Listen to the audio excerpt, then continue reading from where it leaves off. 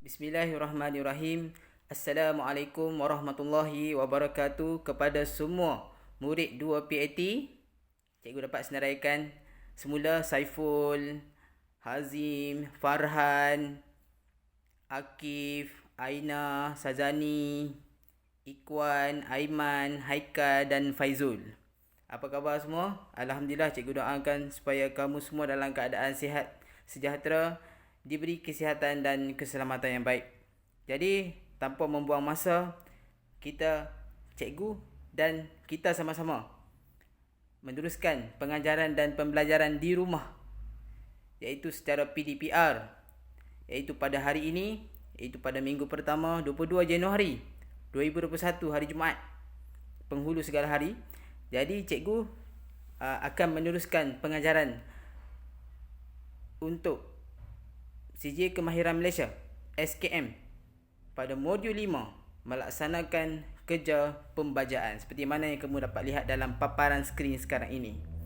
Jadi kita lihat kepada slide yang kedua. Wow, banyaknya makanan. Kita sebagai seorang manusia yang hidup, bukan manusia yang mati, kita manusia yang hidup, perlukan makanan dan minuman setiap hari untuk kita terus kekal, ada tenaga dan boleh buat kerja. Jadi seperti mana yang kamu dapat lihat dalam paparan skrin sekarang ini, terdapat pelbagai jenis makanan, baik dari segi makanan tempatan dan makanan antarabangsa, western food. Seperti mana yang kamu dapat lihat, kita ada burger, kita ada spaghetti, kita ada nasi goreng, kita ada pelbagai lagi, ikan, kita ada rendang, meatball dan lain-lain. Jadi, sebagai seorang manusia, kita perlukan makanan. Adakah pokok, tumbuhan dan ternakan, haiwan-haiwan, serangga-serangga perlukan makanan? Mereka juga perlukan makanan sama seperti manusia. Tetapi, adakah makanan mereka sama seperti yang mana kita makan? Tentunya tidak, kerana mereka adalah spesies yang lain, spesies binatang yang lain, bukan sama dengan manusia. Jadi pada hari ini kita akan lihat apakah makanan yang diperlukan oleh pokok dan tumbuhan untuk kekal hidup, untuk kekal sihat, untuk kekal dapat hasilkan produksi tanaman yang baik, dapat menghasilkan buah, dapat menghasilkan sayur-sayuran. Apakah makanan mereka? Jadi kita akan sama-sama lihat. Seterusnya kita akan lihat kepada slide yang seterusnya, iaitu tentang baja dan pembajaan. Okey, makanan yang cikgu maksudkan tadi untuk pokok dan tanaman untuk kekal hidup, untuk kekal sihat, untuk kekal besar adalah yang pertama ialah baja. Baja ialah makanan untuk pokok dan tumbuhan. Jadi, kenapa baja ni perlu kita letak kat pokok? Kalau kita tanam pokok, tapi kita tak letak baja, boleh tak hidup pokok? Boleh. Pokok boleh hidup kalau tak letak baja sebab dalam tanah dah ada nutrien. Tapi kenapa kita perlu tambah lagi baja tambahan kepada pokok itu? Supaya pokok itu akan lebih dapat meningkatkan hasil, dapat meningkatkan kualiti tanaman. Bandingkan satu pokok durian sebelah kiri dan pokok durian juga di sebelah kanan. Kita bandingkan. Pokok ni ada baja. B. Ini tak ada baja. Jadi, apa perbezaan hasil buah nanti? Mana yang lagi sedap? Mana yang lagi besar? Sudah tentunya ada baja. Sebab dia gemuk. Sebab dia dapat membesar dengan baik. Dia ada zat nutrien yang banyak. Seperti mana kalau kamu dapat lihat di pokok di sebelah kanan ini, dia dia boleh hidup, tetapi hasil buah dia tak berkualiti. Mungkin buah dia kecil, mungkin buah dia kurang manis, tapi janji oleh yang demikian, kita perlukan baja itu untuk pokok ini dapat menghasilkan hasil yang banyak dan berkualiti. Jadi, kita teruskan lagi dengan slide seterusnya. Iaitu, seperti mana yang kamu dapat lihat dalam paparan slide pada hari ini, dapat menunjukkan bahawa terdapat 4 bentuk baja. Okey. Baja-baja ini cikgu dah dapat anggap kamu semua dah pernah pegang, pernah buat diamali di sekolah. Sebagai contoh, bentuk baja yang pertama ialah pellet. Ini ialah pellet. Baja ini ialah baja yang dihasilkan daripada tahi ayam. Diproses jadilah pellet. Pellet ni bentuk dia macam ubat lah. Pellet kecil-kecil. Jadi baja ni cikgu harap kamu dapat ingat lagi lah. Sebab sebelum ni kita pernah buat amali tanaman pokok cili di sekolah. Yang mana baja ini kita guna sebagai baja jenis organik. Seperti mana yang kamu dapat lihat di sebelah bawah ini, di sebelah warna ungu ni. Ini adalah baja jenis butir. Dia biji-biji macam kacang hijau, butir, jenis butir. Yang mana baja ini adalah baja kimia. Yang mana kita juga guna baja ni di sekolah dalam penanaman pokok sayur-sayuran dan pokok cili di sekolah. Kita pakai baja ni.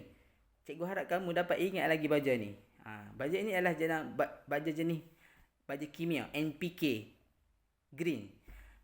NPK baja kimia lah. Jadi seterusnya ialah baja yang di bawah ni, A dan B ni. Cikgu juga harap kamu dapat ingat lagi baja ni. Kerana baja ini kita gunakan dalam penanaman timun Jepun. Timun Jepun.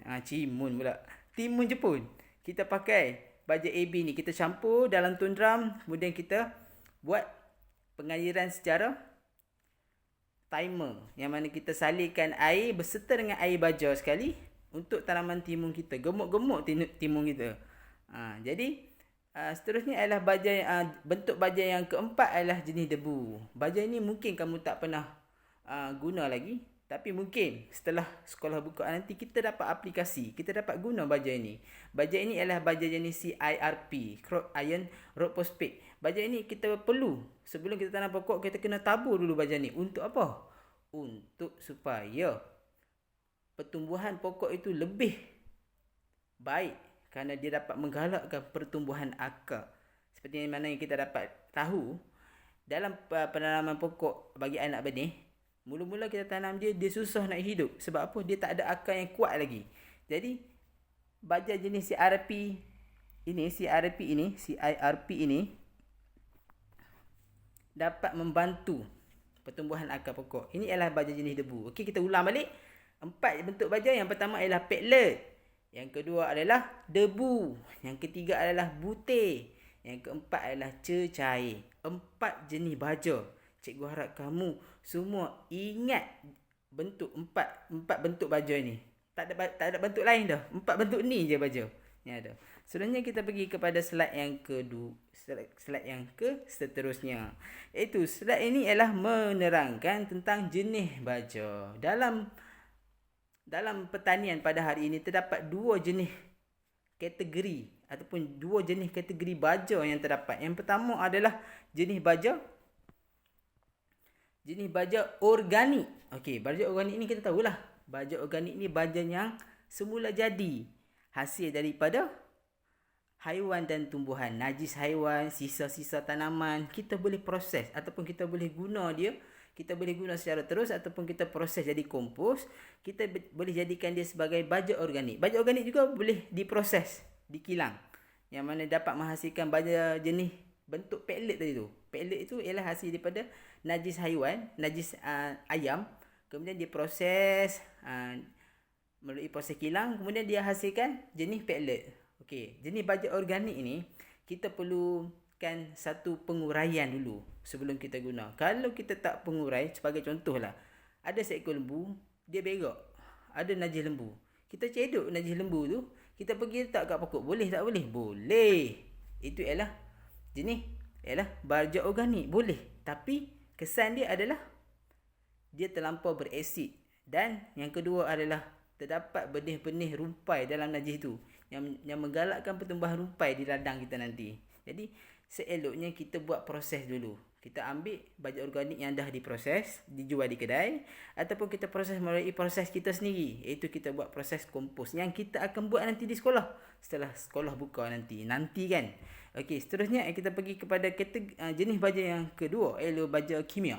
Baja kimia ini ialah baja yang bukan semula jadilah. Dia berlawanan lah dengan baja organik tadi.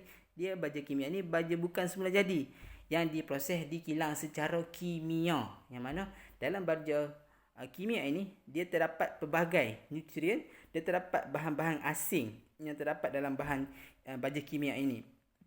Tapi dalam pertanian, kita perlu guna dua-dua. Cikgu sarankan dalam pertanian kita guna dua-dua. Kenapa? Saling melengkapi.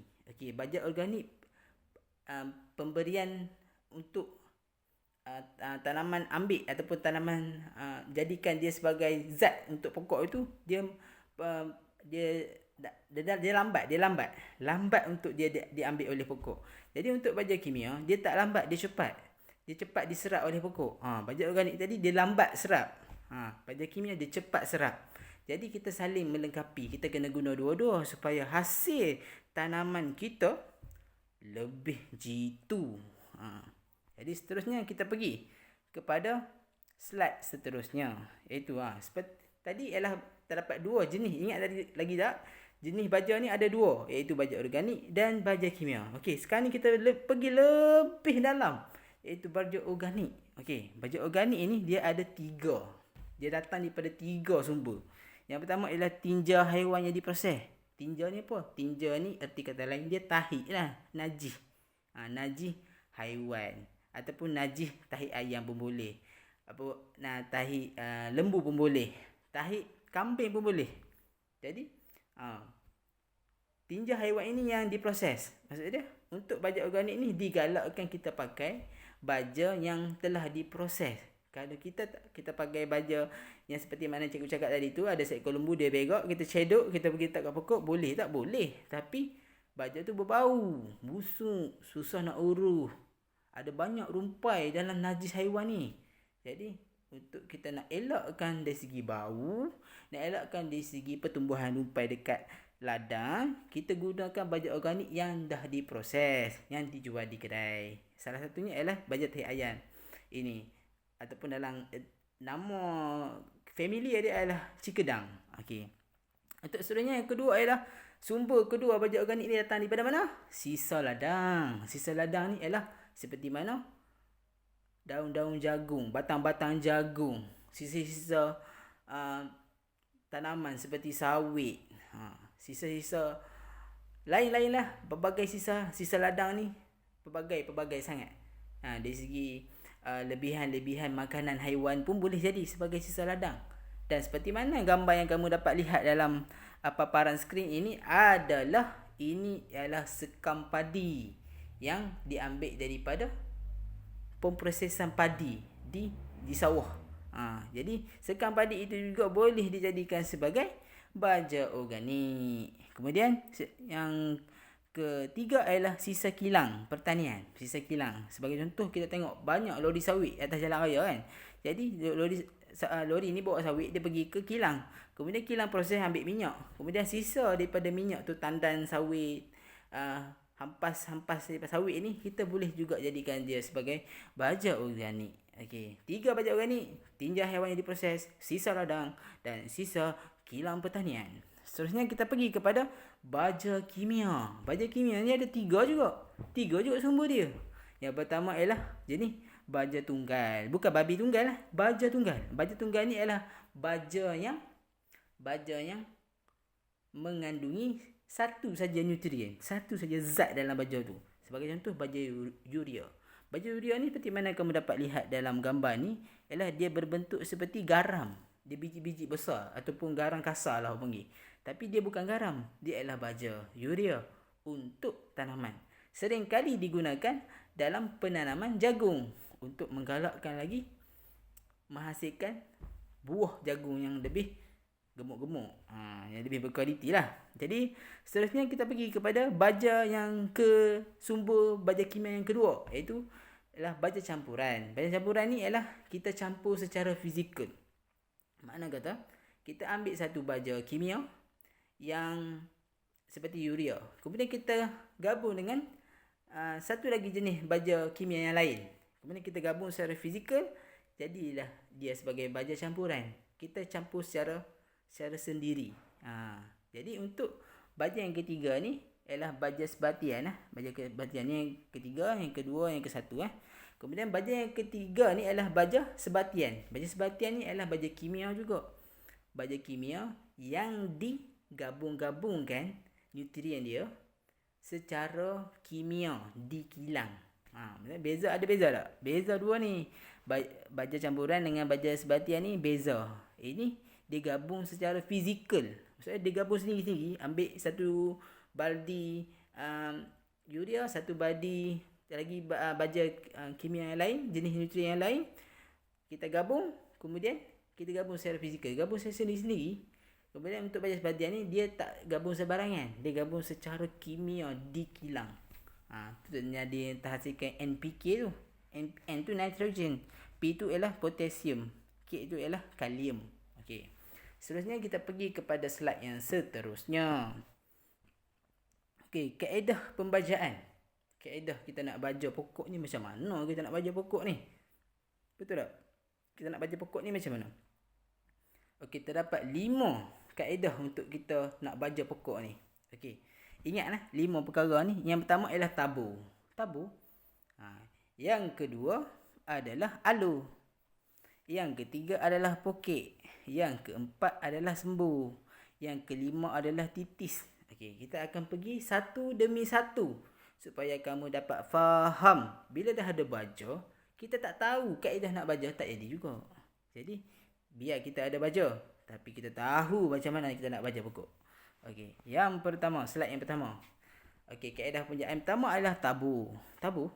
Okey, macam mana kita nak tabur pokok ni? Pokok yang kita tanam ni. Bayangkan kita semai biji benih. Kemudian kita ambil biji benih tu selepas dah cukup umur dia. Kemudian kita pindahkan dia, kita tanam di atas ladang, atas batas. Jadi boleh tak mula-mula kita tanam tu kita terus letak baja? Tak boleh. Sebab apa tak boleh? Sebab pokok tu tak dapat selesakan diri lagi di tempat yang baru. Bila kita letak baja ini unsur dia sangat panas.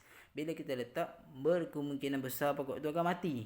Jadi kita biar dulu 3-4 minggu, kita biar dulu pokok tu membesar. Biar pokok tu sesuai dengan tempat yang baru dulu. Baru kita tanam, baru kita tabur, kita tanam baja ni. Macam mana kita nak tabur baja ni? Okey, kita tengok kanopi. Kita tengok dia punya kanopi daun dia. Okey, seperti mana dalam gambar ni ialah kanopi daun. Kanopi ini ialah sebagai contoh pokok ni, pokok jenis besar lah. Ini bukan pokok kecil, ini pokok besar. Kita ambil sebagai contoh ni pokok besar. Okey, macam mana kita nak tabur dia? Kita ambil baja tu, kita letak dalam baldi. Lepas tu kita pergi kat pokok. Kita buat macam bulatan. Kita ikut arah jam ke, lawan jam ke. Kita tabur di sekeliling pokok. Ni di sekeliling ni. Di sekeliling ni kita tabur. Kita tabur sekeliling. Kemudian lepas kita tabur ni, kita boleh balik tak? Tak boleh lagi. Kita nak buat macam mana? Kita timbus-timbus sikit. Kita ambil tanah-tanah yang tepi-tepi pokok tu, kita timbus-timbus sikit. Yang baja yang kita tabur tadi, supaya tak dibawa di hujan. Kalau hujan turun, habislah baja kita dialir oleh air. Jadi untuk nak elak, nak kurangkan kehilangan baja tu, kita timbus sikit-sikit. Kemudian kita tutup. Kemudian kita siram pokok. Lepas baja kita kena siram. Ingat lepas baja kita kena siram. Kita siram pokok. Siram. Lepas kita siram, barulah pokok ni besar. Okey, seterusnya kita pergi yang kedua. Iaitu kaedah pembajaan yang kedua ialah baja ni diletakkan dalam alur. Alur ni apa benda? Alur ni macam longkang lah. Ni bayangkan ni pokok juga. Pokok besar je cikgu ambil ni. Pokok besar kan? Pokok besar. Kemudian di bawah ni, kita korek bagi nampak macam longkang. Nampak ni hitam ni? Ni longkang lah ni. Ni longkang dia ni. Longkang dia. Kita buat longkang sikit. Jangan dalam sangat. Kita agak-agak lah. Jangan dalam sangat. Supaya tak dalam nanti, susah pula kita nak bubuh. Kita nak timbus tanah yang banyak kan. Jadi kita letak sikit je. Kita korek jangan dalam sangat. Sikit je kita korek. Umpamanya kita korek keliling ni. Kemudian kita ambil baja dalam baldi. Kita ambil baja secukupnya. Kita tabur di atas longkang yang kita buat tadi. Lubang kita buat tadi. Lepas kita tabur longkang tu, janganlah kita terus balik. Janganlah terus kita balik. Kita kena timbus balik. Timbus. Beza tak dengan yang pertama tadi tabur? Beza. Yang tabur ni kita tak korek lubang. Kita tak korek lubang tabur ni. Kita just tabur atas je. Kemudian kita timbus sikit, acah-acah je. Kita timbus sikit je. Yang alur ni kita korek lubang. Kita letak baja. Lepas tu kita tutup rapat-rapat. Kemudian nanti segarlah pokok kita ni. Bayangkan ni pokok musangking, mesti terbaik punya pokok dia.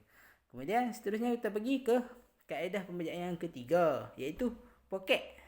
Poket ni semua baju, ada setengah baju lah kan, baju kemeja ke seluar ke ada poket. Umpamanya gitu.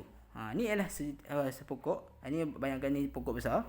Kemudian kita bawa cangkul, kita korek. Umpamanya poket, kita buat poket, ni poket, ni poket, ni poket, ni poket. Kita buat lubang di sekeliling pokok, di sekeliling pokok kita buat poket. Okey. Bila kita dah buat poket tu, kita letak baja dalam poket tu. Yang alur tadi kita buat longkang secara bulat, kita buat secara terus. Ni tak, poket ni kita buat poket. Ni teknik yang ketiga, kaedah pembejaan. Jadi poket ni kita letak baja dalam lubang ni. Kemudian macam mana? Lepas kita letak baja dalam lubang ni, macam mana kita nak buat? Ni, lepas kita letak baja dalam lubang ni, kita tutup supaya baja ni kekal berada dalam pokok tu. Okey. Seterusnya kita tengok kaedah pembejaan yang seterusnya, iaitu kaedah sembuh. Sembuh ni kita tak pernah buat lagi di sekolah. Berkemungkinan besar lepas kamu masuk sekolah nanti kita boleh cuba aplikasi kaedah sembuh baja cecair ini. Ataupun dalam erti nama lain dipanggil, kalau kat kedai kita pergi, kita sebut ni perkataan folia. Folia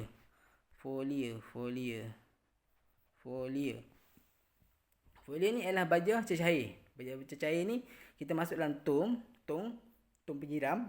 Kemudian kita bancuh, kemudian kita sembuh kat pokok. Maksud dia permukaan pokok, daun pokok tu semua dapat baja yang akan diserap bukan melalui akar, diserap melalui daun.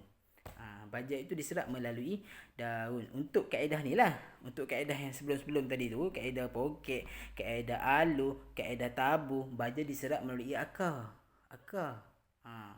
Tapi kalau untuk kaedah sembuh ni, baja diserap melalui daun. Jadi untuk kaedah yang terakhir ini, kaedah titis. Kaedah titis ini cikgu harap sangat kamu masih ingat. Yang mana kaedah titis ini kita guna dalam penanaman tanaman timun Jepun. Yang mana hasil dia sangat lumayan, sangat menakjubkan. Besar-besar timun Jepun kita. Yang mana titis ini, kaedah titis ini kaedah yang kita alihkan kepada pokok. Kita bagi baja kepada pokok ni secara cecair. Secara cecair lah. Macam kita demam, ada jenis budak-budak yang remaja dewasa dapat ubat demam yang biji-biji, kena telan. Budak bayi-bayi, budak-budak kecil-kecil takkan nak bagi biji, dia tak pandai telan. Jadi kita bagi dia ialah cecair. Umpamanya begitu baja. Ada dua jenis juga, ada yang jenis biji, ada yang kita bagi jenis biji, ataupun ada yang jenis kita bagi secara cecair. Ini ialah bagi secara cecair, yang mana kita larutkan menggunakan yang mana jenis baja cecair, iaitu baja A dan baja B. Kita larutkan dalam tong. Kita larutkan dalam tong besar tu, tong untuk kita nak siram tu. Kemudian kita menggunakan sistem vertigasi, iaitu sistem aliran air yang ada air baja, yang kita guna timer. Timer ni pemasar. Pemasar ni supaya kita tak perlu sibuk-sibuk pergi ladang nak tengok pokok kita. Sebab pokok kita ni dah disiram secara automatik mengikut kepada kekerapan dia. Bayangkan seperti hari tu kita buat tanaman timun Jepun, kita buat siraman 3 ke 4 kali sehari.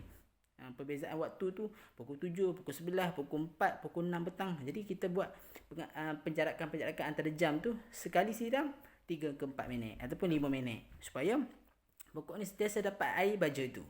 Jadi kaedah titis ni lebih sesuai lah, supaya kita lebih menjimatkan tenaga dan masa kita.